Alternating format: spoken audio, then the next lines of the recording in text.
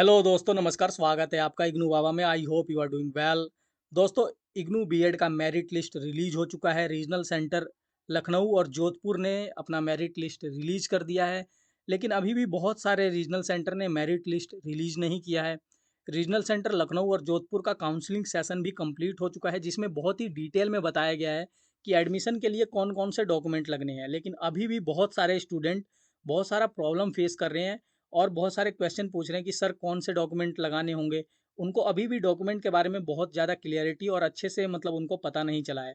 तो आज की इस वीडियो में मैं डॉक्यूमेंट के बारे में बात करने वाला हूँ कि इस बार जो बीएड का एडमिशन होने वाला है इग्नू का 2022 का, उसमें कौन कौन से डॉक्यूमेंट लगने वाले हैं। तो वीडियो को एंड तक देखिएगा, बहुत ही ज़्यादा इंटरेस्टिंग और मज़ेदार वीडियो होने वाली है, क्योंकि इसमें आपके बहुत सारे डाउट्स क्लियर होने वाले हैं। तो चलिए शुरू करते हैं।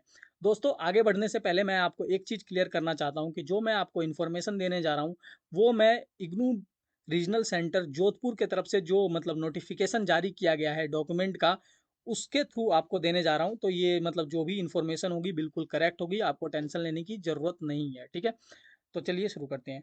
देखिए, यहाँ पर रिक्वायर्ड डॉक्यूमेंट की लिस्ट है और बहुत सारे पॉइंट्स दिए हुए हैं। तो यहाँ पर जो पहला पॉइंट है उसमें लिखा हुआ है high school, secondary, senior secondary marksheet and certificate.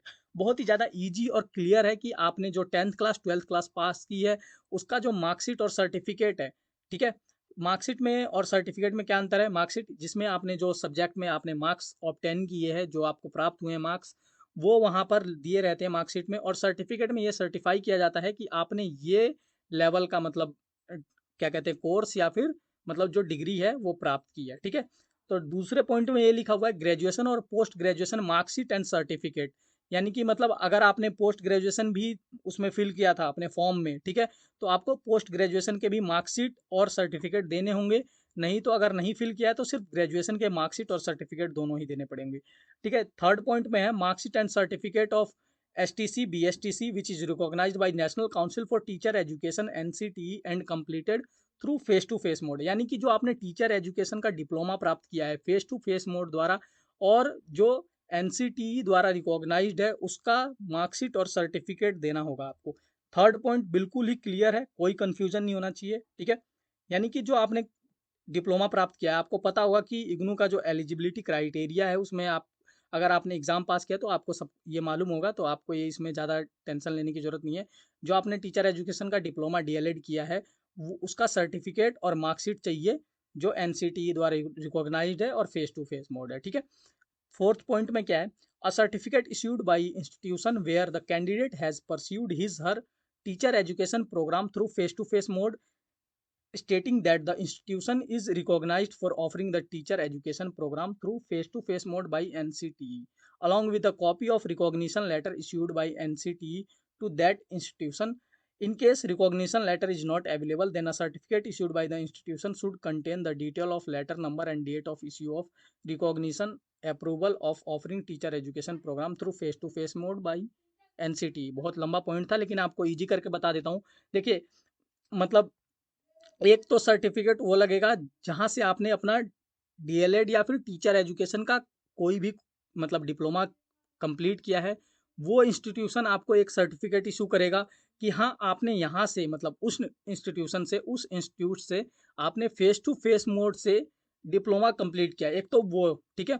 और एक NCT, सभी इंस्टीट्यूट को जो डिप्लोमा दे रहे हैं, टीचर एजुकेशन डिप्लोमा, उनको एक रिकॉग्निशन लेटर इश्यू करता है NCTE। ठीक है, national council for teacher education her institute को एक रिकॉग्निशन लेटर इशू करता है।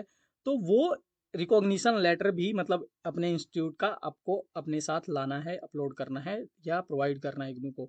अगर मान लो आपके इंस्टीट्यूट के पास रिकॉग्निशन लेटर नहीं है, इन्होंने लिख रखा है, देखिए, in case the recognition letter is not available, then a certificate issued by institution should contain the detail of letter number and date of issue of recognition approval of offering teacher education programme.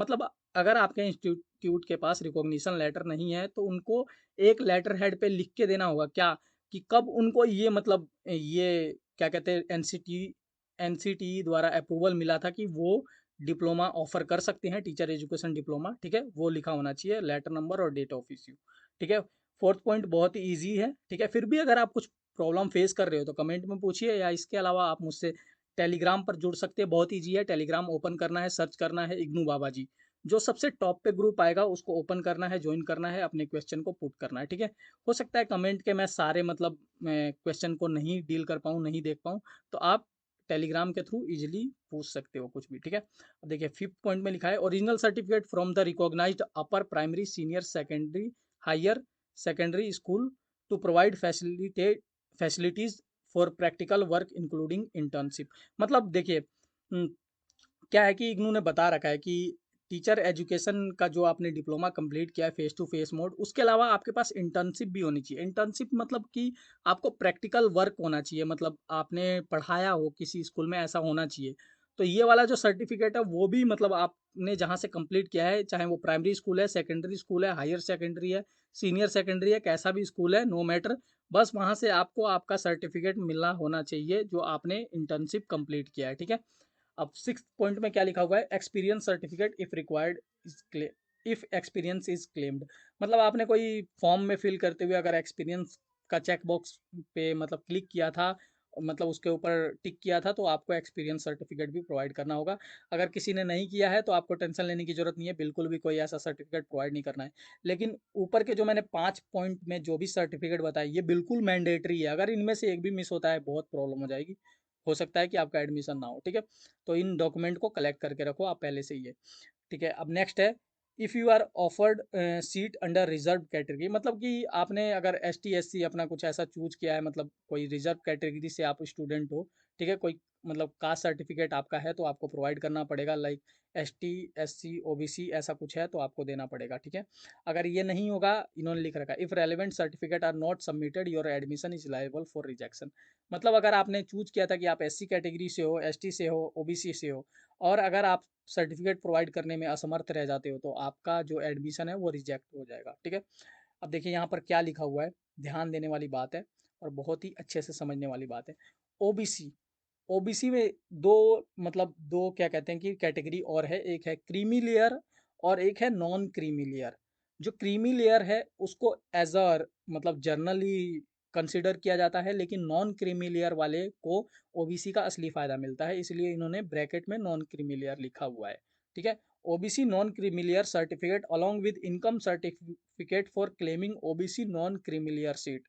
मतलब कि अगर आप OBC से हो तो आपको OBC non creamy layer का एक इनकम सर्टिफिकेट भी लगाना होगा, तभी आपको ओबीसी का बेनिफिट मिल पाएगा। The certificate not older than 3 year. मतलब आपका जो ओबीसी का सर्टिफिकेट है नॉन क्रीमी लेयर का वो 3 साल से पुराना नहीं होना चाहिए, and issued as per the central government list. मतलब कि आप देख सकते हैं इग्नू एक सेंट्रल यूनिवर्सिटी है, तो जो आपका सर्टिफिकेट होना चाहिए ओबीसी का वो सेंट्रल होना चाहिए, स्टेट का नहीं होना चाहिए, ठीक है। Central as per the central government list होना चाहिए, ठीक है। सॉरी, सेंट्रल गवर्नमेंट लिस्ट होना चाहिए। मतलब जो आपकी ओबीसी में जो आपकी जाति है, जो कास्ट है, वो सेंट्रल गवर्नमेंट के लिस्ट में होना चाहिए। ऐसा नहीं है कि मतलब आपका जो जाति है वो स्टेट लिस्ट में है लेकिन सेंट्रल लिस्ट में नहीं है, तो नहीं हो पाएगा। ये मैंडेटरी है, इन्होंने लिखा हुआ है as per the central government list. तो आपकी जाति जो आपका कास्ट है वो सेंट्रल गवर्नमेंट के लिस्ट में होनी चाहिए। Should be in the format as given in the student handbook and prospectus of the BEd programme, ठीक है। ये ज़्यादा टेंशन लेने की जरूरत नहीं है, बस आपको ये चेक करना है कि आपका जो कास्ट है वो सेंट्रल लिस्ट में है ओबीसी के, ठीक है। और आपके पास नॉन क्रीमी लेयर का इनकम सर्टिफिकेट है। The annual income should not exceed 8 lakh per annum, ठीक है। मतलब ये तो बहुत ही ईजी है, सब में इनकम सर्टिफिकेट 8 लाख से ऊपर नहीं होना चाहिए आपका, ठीक है। 9th पॉइंट में क्या लिखा हुआ है, certificate of physically handicapped for claiming pH physically handicapped category seat with a minimum of 40% disabilities. मतलब जो फिजिकली हैंडीकैप्ड हैं उनका जो डिसेबिलिटी का परसेंटेज होना चाहिए वो मिनिमम 40% होना चाहिए, तभी उनको फिजिकली हैंडीकैप्ड का सीट मिल पाएगा। The certificate of economically weaker section EWS for claiming EWS category should be as per the central list, ठीक है। In case any change in the name, ठीक है, older than the one mentioned in his her high school certificate, then it is mandatory for prospective learner to furnish legal evidence of having changed his her name surname while submitting the admission form as given below। मतलब क्या है ना कि अगर आपका नाम कुछ आपके 10th क्लास 12th क्लास में कुछ और लिखा हुआ है और आपने फॉर्म फिल करते हुए अपना नाम कुछ और लिख दिया है, आपने अपना नाम चेंज करवाया है, मतलब 10th और 12th के बाद तो आपको क्या क्या लगाना पड़ेगा, ध्यान से सुन लीजिए।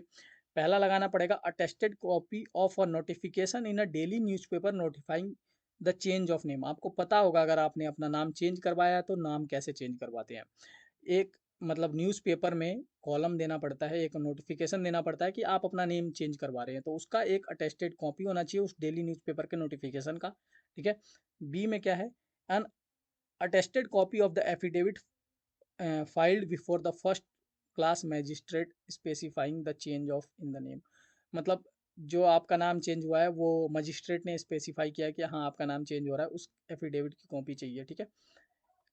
नेक्स्ट है an attested copy of the marriage card marriage certificate in case of women candidate for the change in surname. अगर कोई विमेन कैंडिडेट है, अगर उस वो अपने सरनेम में चेंज कर रही है, लाइक लड़कियों का क्या होता है बचपन में कुछ और सरनेम होता है और जब शादी हो जाती है तो थोड़ा सरनेम में कई बार चेंज आ जाता है, तो उनको अपने मैरिज कार्ड मैरिज सर्टिफिकेट का कॉपी देना पड़ेगा। Attested copy of gadget notification reflecting the change of name surname. मतलब अगर आपने कोई मतलब ऐसे सरकारी किसी गवर्नमेंट दफ्तर से करवाया होगा तो उसका भी एक नोटिफिकेशन का आपको अटेस्टेड कॉपी लगाना पड़ेगा। तो दोस्तों ये थी कंप्लीट डिटेल। ठीक है, डॉक्यूमेंट से रिलेटेड। आई होप कि आपको सब कुछ क्लियर हो गया होगा। मैंने एकदम स्क्रैच से बताया है, सब कुछ एकदम डिटेल में एक्सप्लेन करके बताया है। फिर भी मैंने आपको बताया है कि अगर आपको कोई प्रॉब्लम आती है तो आप मुझसे कमेंट में और टेलीग्राम चैनल के थ्रू ज्वाइन कर सकते हैं। सिंपली टेलीग्राम पर जाकर सर्च करना है इग्नू बाबा जी, जो सबसे टॉप पे ग्रुप आएगा उसको ज्वाइन करके क्वेश्चन पूछना है। आई होप दोस्तों आपको ये वीडियो अच्छी लगी हो। वीडियो अच्छी लगी हो तो इसे लाइक कीजिए, हमारे चैनल को सब्सक्राइब कीजिए। Thank you very much.